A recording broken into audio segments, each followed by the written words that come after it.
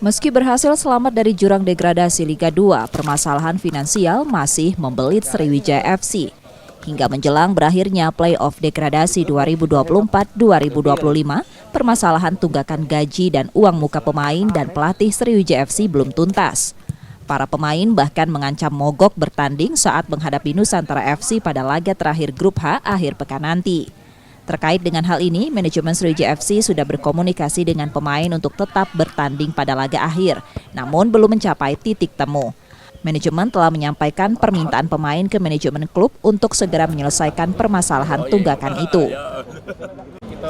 Upaya itu kita terus laksanakan agar membujuk para pemain untuk tetap berangkat, agar jangan sampai klub ini gugur lah gara-gara satu kendala, tapi juga kita tetap kembali ke mereka karena mereka yang punya hak, kewajiban, ya mungkin dia inginnya semua ini diselesaikan terlebih dahulu, jadi mereka lebih tenang berangkatnya kan, karena mungkin pikiran mereka punya pikiran masing-masing lah.